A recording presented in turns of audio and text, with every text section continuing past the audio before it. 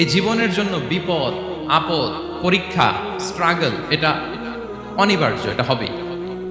বিপদ নাই, কষ্ট নাই, আপদ নাই, অনিশ্চয়তা নাই, স্ট্রাগল নাই, এমন কি কেউ আছে এখানে?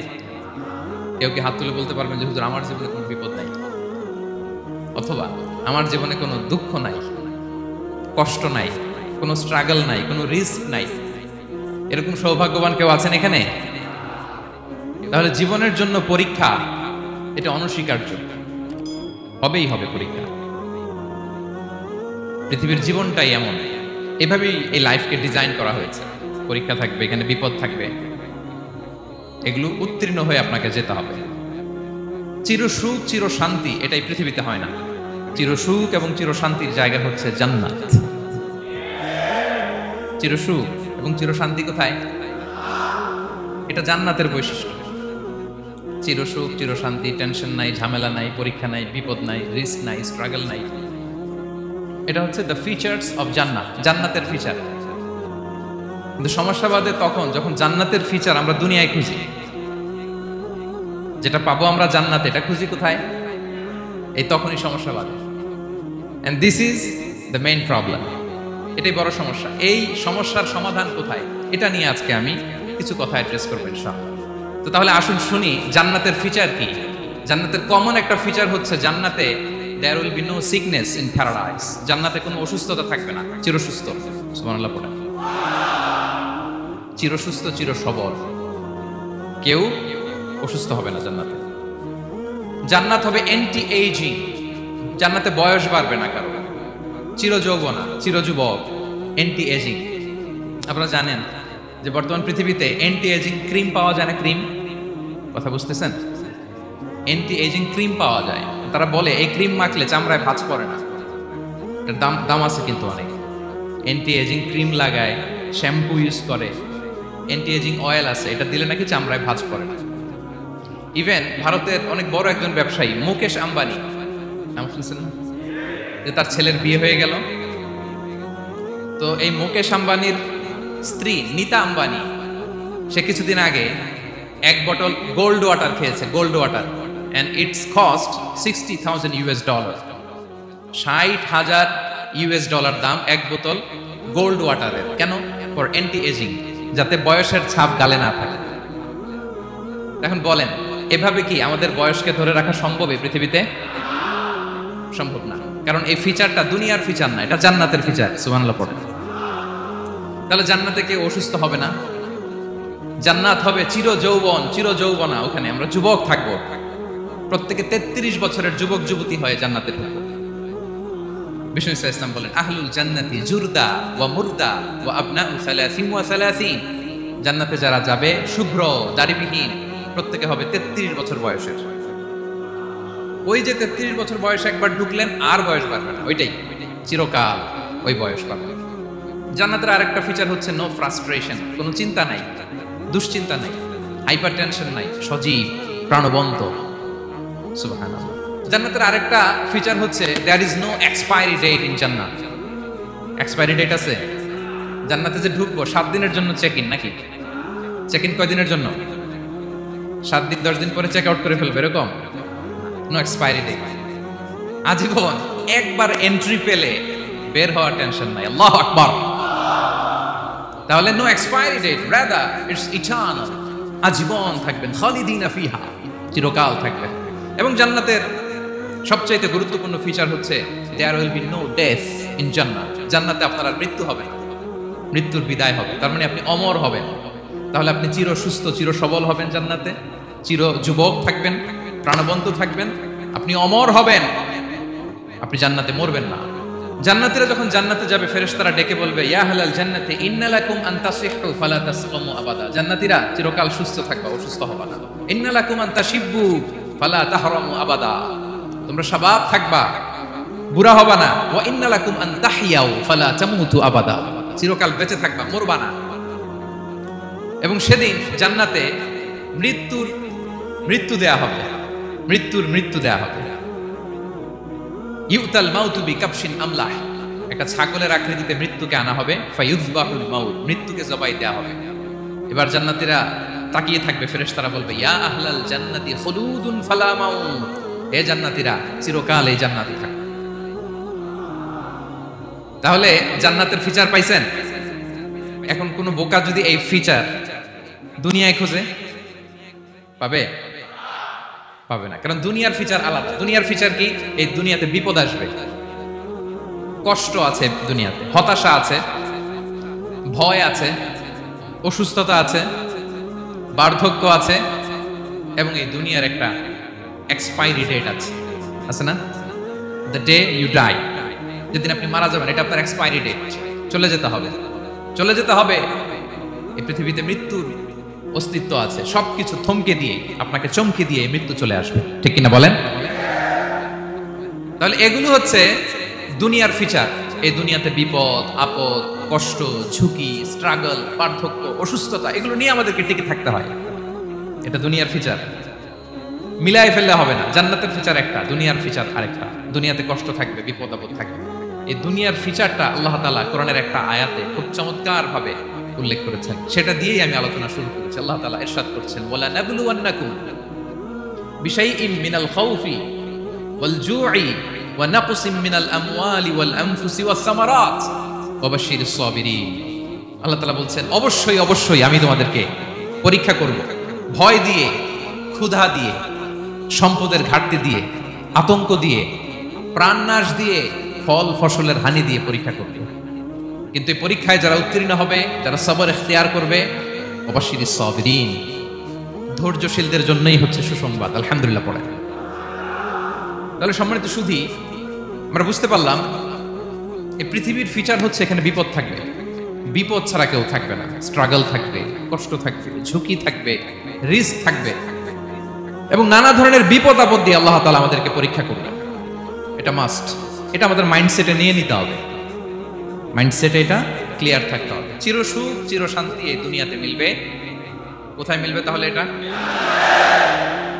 তাহলে বিপদ আসবেই, আপদ আসবেই, পরীক্ষা থাকবেই আমাদের জীবনে। তো ইন্টারেস্টিংলি মজার বিষয় হচ্ছে পরীক্ষাটা এক একজনের এক এক রকম। পুরো পৃথিবীটা একটা পরীক্ষা ক্ষেত্র, কিন্তু কারো প্রশ্নপত্রের সাথে কারো প্রশ্নপত্রের কোনো মিল নাই। সুবহানাল্লাহ।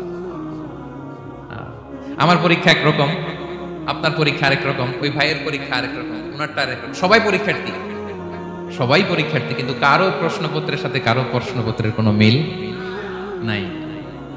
কারোর জন্য পরীক্ষা হচ্ছে সে খুব অসুস্থ, প্রচন্ড অসুস্থতা, তার জন্য পরীক্ষা। ক্যান্সারের রোগী, দুরারোগ্য ব্যাধি, ডক্টর বলছে 4th স্টেজে চলে আসছে, কয়েক মাস বাঁচতে পারে, এটা তার জন্য পরীক্ষা। আবার কারো দেখবেন যে খুব একটা অসুস্থতা নাই, অসুস্থতার ঝামেলা নাই, কিন্তু তার দারিদ্রতা আছে, তার আর্থিক অনটন, এটা তার জন্য পরীক্ষা। আবার কারো দেখবেন অসুস্থতাও নাই, দারিদ্রতাও নাই, তার দাম্পত্য জীবনের সমস্যা আছে না নাই? অনেকের দেখবেন এগুলো কোনোটাই সমস্যা না, তার ছেলে কথা শোনে না, মাদকাসক্ত। মাদকাসক্ত, রিহ্যাবে পাঠায়, আবার আসে, আবার গাঁজা খাওয়া শুরু করে, আছে না নাই বলেন? দেখেন তার পরীক্ষাটা আবার আলাদা। অনেকের দেখবেন মেয়ে বাবার কথা শোনে না। আবার অনেকের দেখবেন যে ব্যবসায় সমস্যা, লসের পর লস, লাভ উঠাতে পারে না।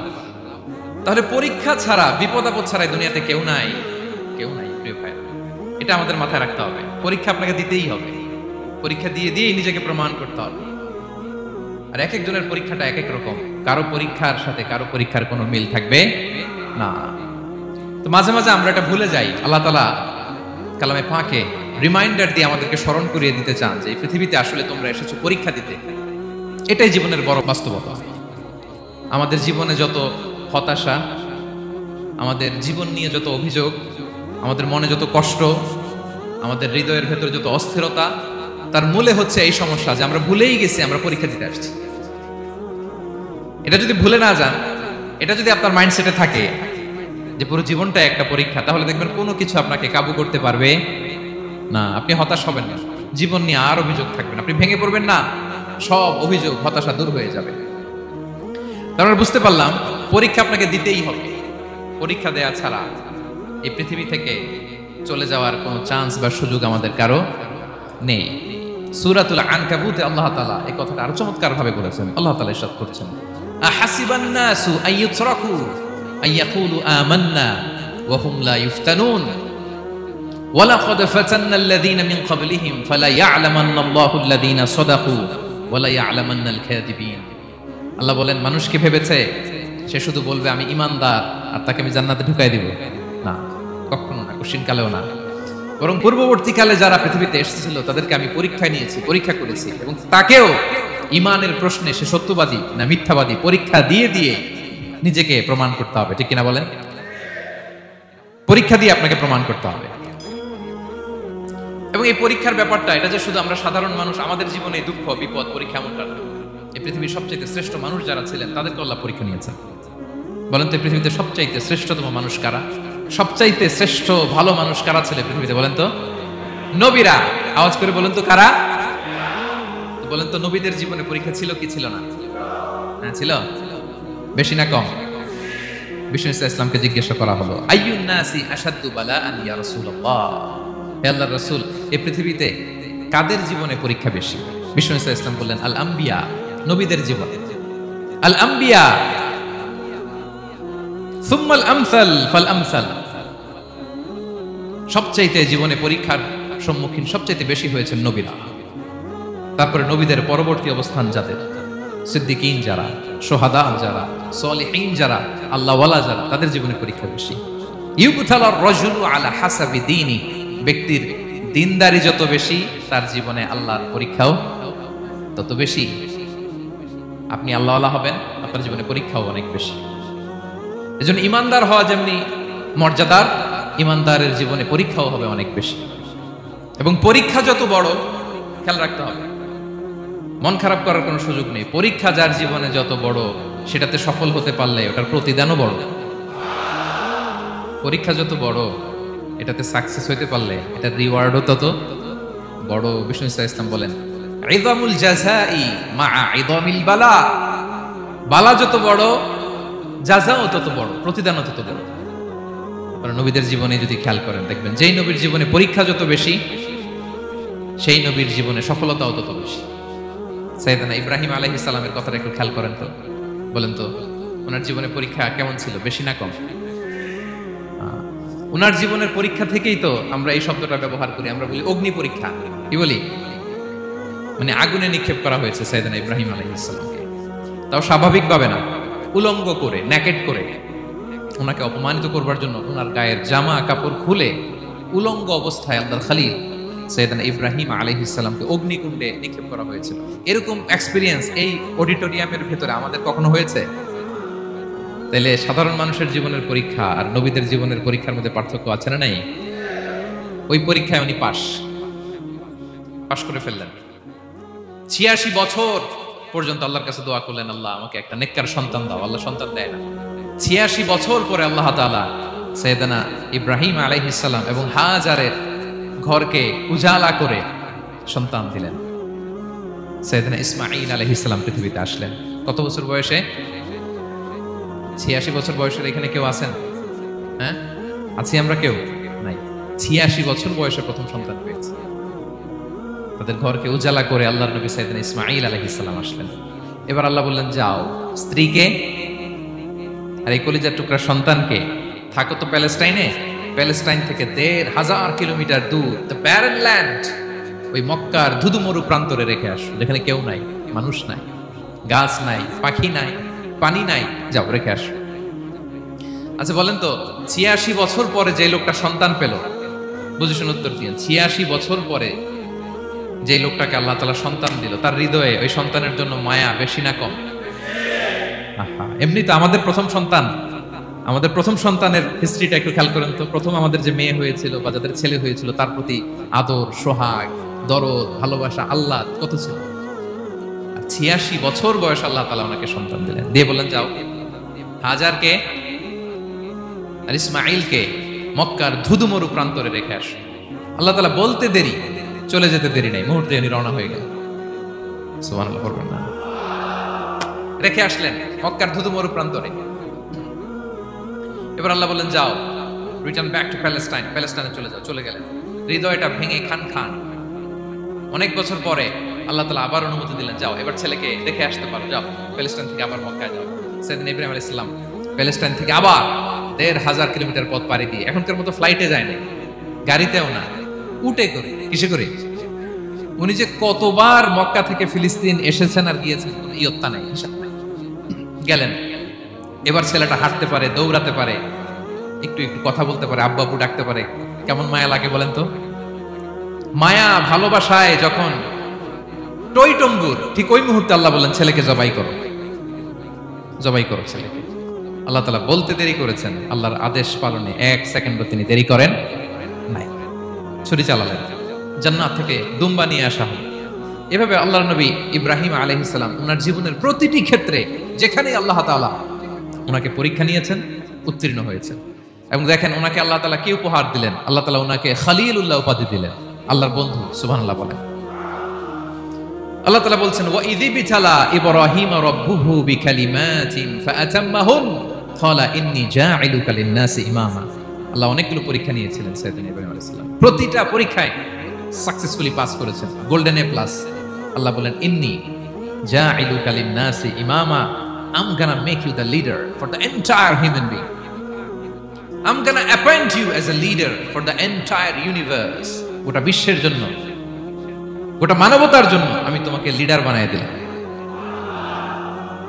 ইযামুল জাযাই মা'a ইযামিল বালা। পরীক্ষা যত বড়, ওই পরীক্ষায় পাশ করলে ওইটার ফলাফল ও প্রতিদানও বড়। তাহলে দেখেন প্রিয় ভাইরা, সাইয়েদনা ইব্রাহিম আলাইহিস সালামের জীবনে পরীক্ষার কোনো শেষ ছিল না। আমি আপনি কোথায়? আল্লাহর খলিলের জীবনে যদি এত পরীক্ষা থাকতে পারে, আমি আপনি কোথায় বলেন তো? এবার বলেন, সাইয়েদনা মূসা আলাইহিস সালাম, ওনার জীবনে তো কোনো পরীক্ষার ছিল না। হ্যাঁ, গুণে শেষ করতে পারবেন? জন্মটাই তো হয়েছে পরীক্ষার মধ্য দিয়ে। মিশরের ছেলে সন্তান হইলে ফেরাউন বলছে জবাই করো, ওনার মা এরকম সিন্ধুকে করে ভাসায় দিলেন নীল নদীতে। আল্লাহু আকবার, কি একটা রোমাঞ্চকর পরিস্থিতির মধ্য দিয়ে আল্লাহ তাআলা ওনাকে বাঁচালেন। সুবহানাল্লাহ, জন্মই হয়েছে পরীক্ষার মধ্যে দিয়ে। বড় হইলেন, ফেরাউনের ভয়ে দেশ ত্যাগ করলেন, মিশর থেকে মাদিয়ান। আবার আল্লাহর আদেশে যখন ফিরে আসলেন, আবার ফেরাউনের সাথে তর্ক বিতর্ক, যুদ্ধ। একটা রাত আল্লাহ নবী মূসা আলাইহিস সালাম শান্তিমতো মিশরে ঘুমাতে পারে নাই, একটা রাত। শেষ পর্যন্ত এই ফেরাউন মূসা আলাইহিস সালামকে ধাওয়া করেছে, ফেরাউনের ধ্বংসের আগ পর্যন্ত সে মূসা আলাইহিস সালামকে ধাওয়া করেছে। তার মানে মূসা আলাইহিস সালাম এই বিপদ আপদ পরীক্ষা এগুলো থেকে মুক্তি পান নাই। এবার বলেন ঈসা আলাইহিস সালামের কথা, ওনার জীবনে তার পরীক্ষা ছিল না। কি পরীক্ষা ছিল? হ্যাঁ, আল্লাহু আকবার। Same scenario goes to the biography of every messenger in the world. সব নবীর ক্ষেত্রে একই ঘটনা ঘটেছে। সাইয়েদনা ঈসা আলাইহিস সালাম দাওয়াত যখন দিলেন, ওনার বিরোধিতা শুরু হলো, ওনাকে হত্যার ষড়যন্ত্র হলো, ইভেন কি ওনাকে মারার জন্য বনি ইসরাইলেরা উদ্ধত হলো, জানে বাঁচবার জন্য পালালেন। এক ঘরে ঢুকলেন, চারদিক দিয়ে ঘেরাও করলো, উনি দরজা জানালা লাগাই দিলেন। ওরা বললো, একজন দরজা ভেঙে জানালা ভেঙে ভিতরে ঢুকো, ঢুকে দেখো বেটা ঈসা কি করে। একজন ভিতরে ঢুকছে, ঢুকার সাথে সাথে বল রাফাআহুল্লাহু ইলাইহি, আল্লাহ তাআলা ঈসা আলাইহিস সালামকে উপরে উঠায় নিল। আর যেই লোকটাকে তারা ভিতরে ঢুকালো, তার চেহারাকে আল্লাহ তাআলা ঈসা আলাইহিস সালামের চেহারার মতো করে দিলেন। এবার তার বাইরের সাথীরা বলে, ঘটনা কি? বেটা ঈসাও বেরোয় না, আমাদের লোকটাও বেরোয় না, সবাই ঢুক। দরজা ভেঙে ভেতরে ঢুকে দেখে ঈসা দাঁড়ায় আছে। বলেন তো, এটা ঈসা না মিসা? এটা কি আসল ঈসা? ওমা কতালু ওমা সলাবু ওয়ালাকিন শুব্বিহা লাহুম। আল্লাহ বলে, তোমরা আমার নবী ঈসাকে হত্যাও করতে পারো নাই, শুলেও চড়াতে পারো নাই, আমি সেফটি সিকিউরিটি দিয়ে আমার নবী ঈসা আলাইহিস সালামকে আকাশে তুলে নিয়েছি। তাহলে ওনার জীবনে পরীক্ষার শেষ ছিল না। এবার যদি আমরা বিশ্বনবী সাল্লাল্লাহু আলাইহি ওয়াসাল্লামের জীবনের দিকে তাকাই, ওনার জীবনটা দেখেন তো। আমাদের প্রিয় নবী বিশ্বনবী মুহাম্মদুর রাসূলুল্লাহ সাল্লাল্লাহু আলাইহি ওয়াসাল্লাম, ওনার জীবনে কি স্ট্রাগল ছিল? স্ট্রাগল। মাক্কি জীবনের কথা যদি একটু খেয়াল করেন, দেখেন তো, 3 বছর শিয়াবে আবি তালেবে জেল কেটেছেন, না খেয়েছিলেন। ওনার বংশের লোকেরা প্রথমে ছাগল খেয়েছে, ছাগলগুলো যখন শেষ, ছাগলের চামড়াগুলো শুকিয়ে ওইটা খেয়েছে। গাছের পাতা ছাল এগুলো খেয়ে খাবারের অভাবে বেহুশ হয়ে পড়ে থাকতো তারা, না খেয়ে। না খেয়ে কয়দিন ছিলেন আপনি? আমি কয়দিন ছিলাম না খেয়ে? মনেই তো পড়ে না, না খেয়েছিলাম কিনা কোনোদিন। এ হচ্ছে মাক্কি জীবন। মেন্টালি প্রেসার দেয়া হয়েছে। বিশ্বনবীর চাচা আবু লাহাব, তার 2 ছেলে উতবা আর উতাইবা, এদের সাথে বিয়ে দিয়েছিলেন 2 মেয়ের। যখন দাওয়াত দেওয়া শুরু করলেন 2 মেয়েকে ডিভোর্স দিয়ে দিল। দেখেন, একটা বাবার জন্য প্রাপ্তবয়স্কা মেয়েকে যখন উঠায় নেওয়ার আগে ডিভোর্স দেয়, তার মানসিক অবস্থাটা কেমন থাকে বলেন? মেন্টালি প্রেশারাইজ করা হয়েছে, ফিজিক্যালি হ্যারাস করা হয়েছে। বিষ্ণু ইসলাম যখন নামাজে দাঁড়াতেন, উটের পচা নারী ভুড়ি বিষ্ণুনবীর কাঁধে চাপিয়ে দেওয়া হতো। আপনার জীবনে এরকম ঘটছে কখনো? আপনি নামাজ পড়তেছেন, উটের পচা নারী ভুড়ি আপনার কাঁধে চাপিয়ে দেওয়া হয়েছে। কয়দিন হয়েছে এরকম? কয়দিন হয়েছে? হ্যাঁ, তারপরে তো আলহামদুলিল্লাহ বেরোয় না মুখ দিয়ে। কেমন আছেন হুজুর? কইেন না, বেশি একটা সুবিধার না, তাই না? বেশি একটা একটু মিলাবেন। কতটুকু পরীক্ষা আমরা দিয়েছি। তায়েফে গেলেন বিশ্বনবী, তায়েফে গেছিলেন জমির বায়না দিতে, তাই না? জমি কিনবে তায়েফে। তায়েফবাসীদেরকে জাহান্নামের আগুন থেকে বাঁচাতে গিয়েছিলেন, নিজের জন্য না। সেখানে তায়েফের ছেলেরা পাথর মেরেছে বিষ্ণু ইসলামের গায়ে।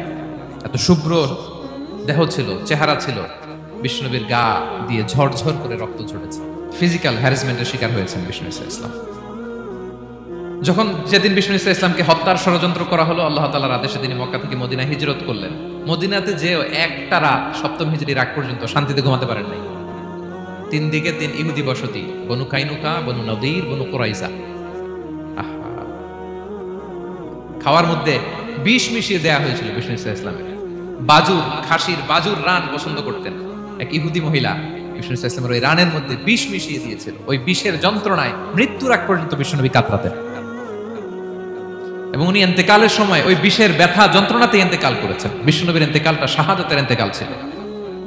বিষ্ণু ইসলাম বলেছেন, ওই যে খায়বার এলাকার ওই মহিলা যে আমার খাবারে বিষ মিশিয়েছিল, সেই বিষের যন্ত্রণা, বেদনা, কষ্ট আমি অনুভব করছি।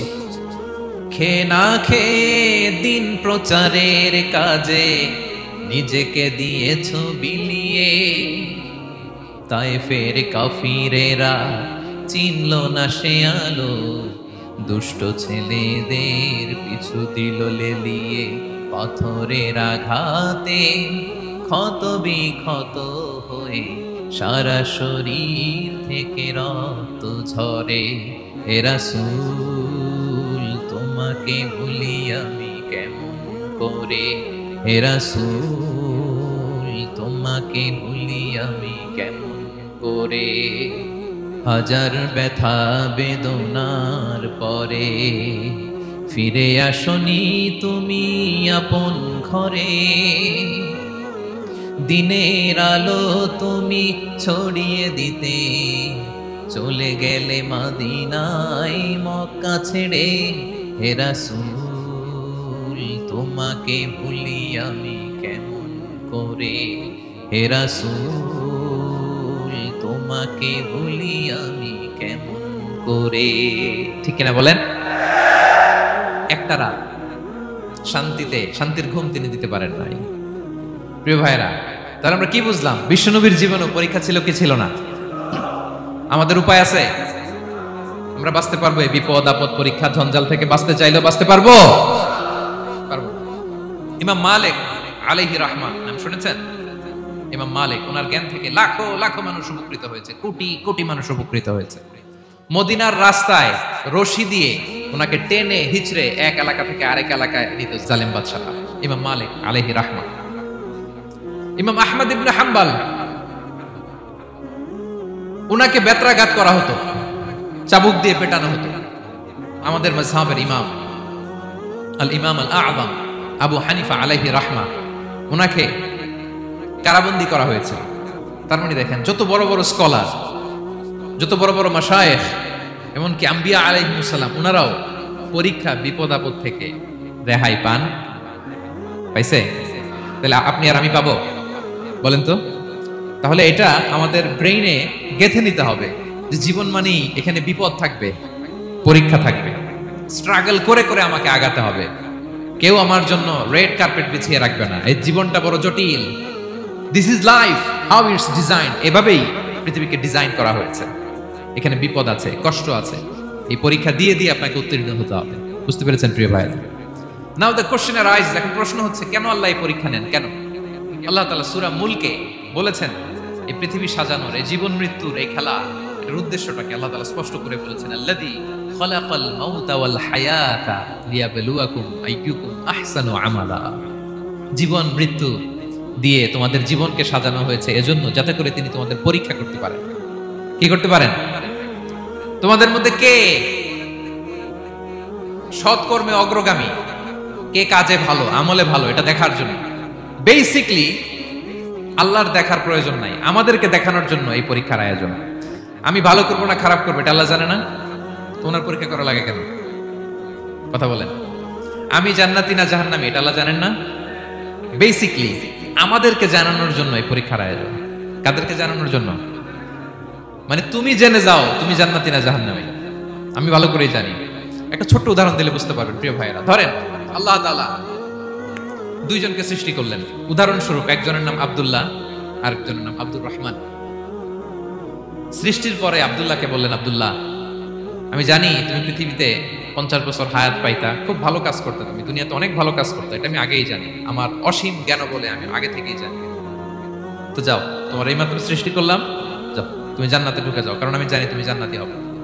আচ্ছা, আর আব্দুর রহমান তুমি পৃথিবীতে খুব খারাপ কাজ করতে, এটা আমি জানতাম, তোমারে পাঠাইলে খারাপ কাজ করবা, তুমি সীমা লঙ্ঘন করবা, অন্যায় করবা, অপরাধ করবা, তুমি জাহান্নামী হবা, যাও। যেহেতু আমি জানি পরীক্ষার আর দরকার নেই, তোমারে জাহান্নাম দিয়ে দিলাম, যাও ঢুকে যাও। আব্দুল্লাহ ঠিকই জান্নাতে ঢুকে যাবে, আব্দুর রহমান কি ঢুকবে? ঢুকবে। সে বলবে, আল্লাহ এইমাত্র আমারে বানাইলেন, এইমাত্র আপনি আমাকে সৃষ্টি করলেন, সৃষ্টি করেই বলতেছেন তুমি জাহান্নামে যাও, আর বলতেছেন আমি জানি দুনিয়াতে পাঠালে তুমি খারাপ কাজ করবা, তুমি জাহান্নামী হবা, পাঠানোর আর কি দরকার, আগে থেকে জাহান্নামে যাও। আল্লাহ আপনি জানলে জানতে পারেন, আমি তো জানি না। ঠিক কিনা বলেন? সে বলবে, না আল্লাহ আপনি ভুল বলতেছেন, এই দুনিয়াতে পাঠাইলে আমি খুব ভালো কাজ করতাম, আমি সীমা লঙ্ঘন করতাম না, নামাজ পড়তাম, রোজা রাখতাম, হজ করতাম, যাকাত দিতাম, সাদাকা করতাম, চ্যারিটি করতাম, জনকল্যাণকর সব ভালো কাজগুলো আল্লাহ আমি করতাম। এজন্য আল্লাহ তাআলা পরীক্ষার আয়োজন করেছেন, যাতে করে তুমি জেনে যাও যে পৃথিবীতে তুমি কি করেছো। এখন আর আল্লাহকে এক্সকিউজ দেওয়ার সুযোগ নেই। আচ্ছা বলেন তো, আবু জাহেলকে যদি আল্লাহ এখন কিয়ামতের দিন বলে, Abu Jahl go to the hell fire, আবু জাহেলের কাছে বলার সুযোগ আছে? কারণ ও দুনিয়াতে কি করে আসছে এটাও জানে না। ফেরাউনকে ডেকে যদি আল্লাহ বলে, ফেরাউন তুমি জাহান্নামে যাও, go to the hell fire, ওর কি কোনো এক্সকিউজ দেওয়ার সুযোগ আছে? বলেন, সুযোগ আর আছে? কারণ তুমি দুনিয়াতে কি করেছো তোমার চেয়ে ভালো কেউ আর জানে। পৃথিবীতে এই পরীক্ষার এই আয়োজনের সবচাইতে বড় উদ্দেশ্য হচ্ছে যাতে করে আমরা দেখে যাই যে আমরা কি কাজ করছি। কেউ যখন পরীক্ষা দেয় প্রিয় ভাইরা, ওই পরীক্ষায় কত পাবে তার একটা হিসাব আছে না?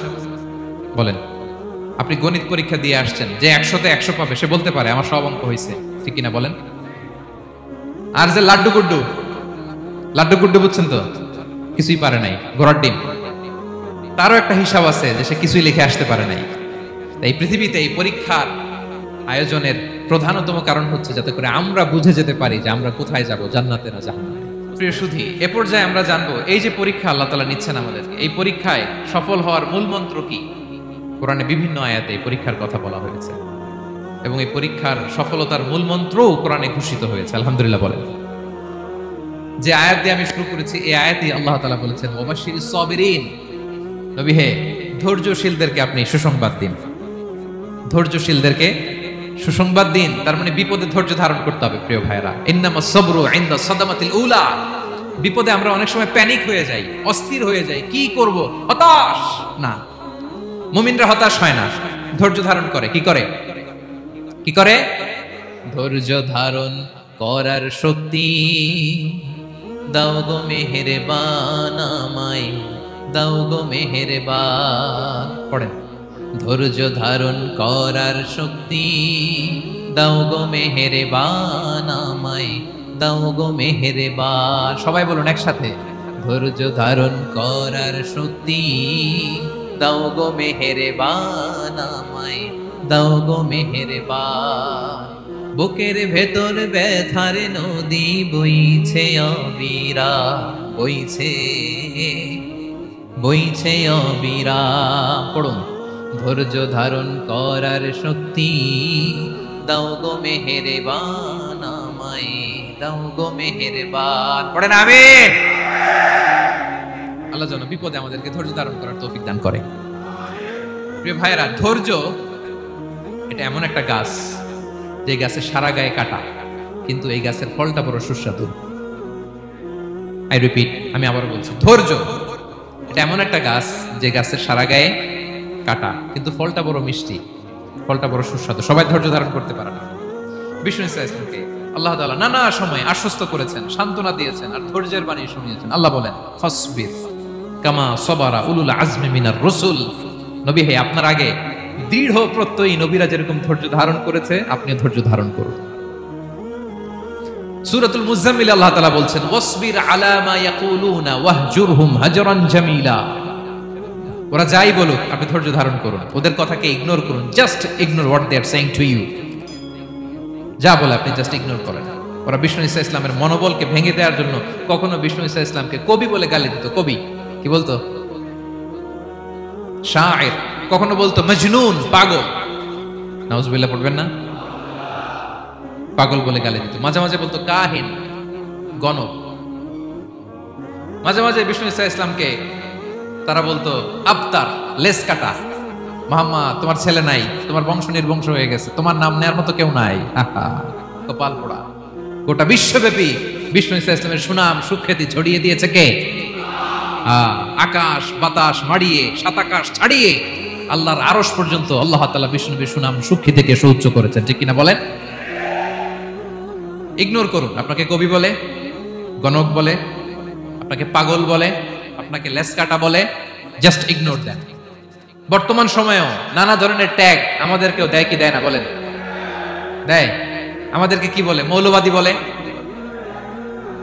বলে বলে ওই যে রাজাকার বলে। রাজাকার রাজাকার খেলার দিন শেষ। মন মতো হইলে মুক্তিযোদ্ধা, মন মতো না হইলে রাজাকার, এই দিন শেষ। ওই দিন আর নাই। এই কার্ড দিয়ে আর খেলার দিন নাই। এগুলো মানুষ আর খায় না এখন, এগুলো গিলে না আর। সাধারণ মানুষ বড্ড সচেতন। দেখেন, কালের বিবর্তনে, সময়ের আবর্তনে একই পরিক্রমা আমাদেরকেও ট্যাগিং করে। আমাদেরকে মৌলবাদী বলে, ব্যাকডেটেড বলে, রাজাকার বলে, জঙ্গি বলে, যুদ্ধাপরাধী বলে। আছে না এরকম? ওয়াসবির আলা মা ইয়াকুলুন, নিজের সাথে মিলায় নেন। যা বলে ধৈর্য ধারণ করো। ওয়াহজুরহুম হাজরান জামিলা, জাস্ট ইগনোর দেন, ভালোভাবে ইগনোর করেন, খালাস, সালাম দিয়ে কেটে পড়েন। তাহলে প্রিয় ভাইরা, এই বিপদ আপদ আমাদের পিছু ছাড়বে না, পিছু ছাড়বে না। নবীদের পিছু ছাড়ে নাই, আমরা কোথায়? আমরা আর কি? বিপদ আমাদেরকে ধৈর্য ধারণ করতে হবে, মনোবল হারাইলে হবে না। দেখেন বিশ্বনবী কিভাবে আপনাদেরকে সান্ত্বনা দেয়। বিশ্বনবী বলেন, আজাবান লি আমরিল মুমিন। মুমিনের ব্যাপারটা বড় আশ্চর্যজনক। ফাইন্না আমরাহু কুল্লাহু লাহু খাইর।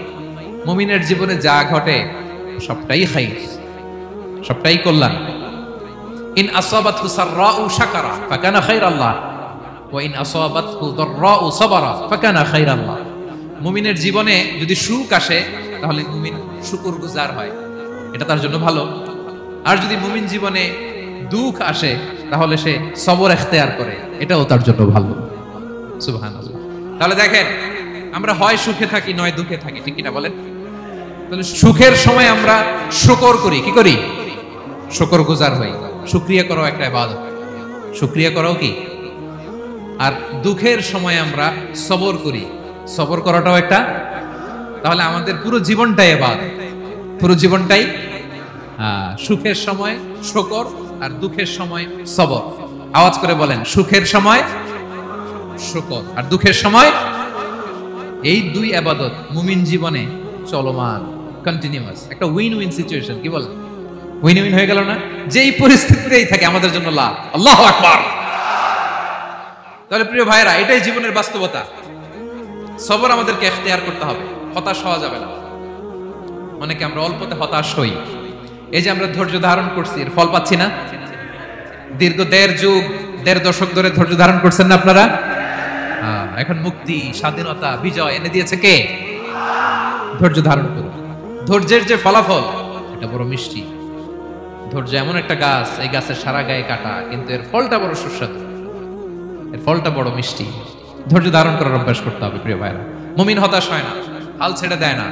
মুমিন ভরসা রাখে একজনের উপর, তিনি কে? লা তাইয়াসু মির রাউহিল্লাহ ইন্নাহু লা ইয়াইয়াসু মির রাউহিল্লাহি ইল্লাল কওমুল কাফিরুন। আল্লাহর রহ থেকে, রহম থেকে নিরাশ হয়ে যাও না। কাফির ছাড়া, অকৃতজ্ঞ ছাড়া কেউ আল্লাহর রহ থেকে, আশা থেকে নিরাশ হয় না। শয়তানের সবচেয়ে বড় মিশন হলো আমাদেরকে হতাশ বানানো। এটা খেয়াল রাখবেন।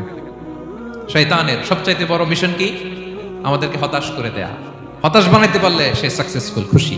কিন্তু আমরা এত সহজে হতাশ হই না, আমরা নিরাশ হই না, আমরা বিপদে হাল ছেড়ে দেই না।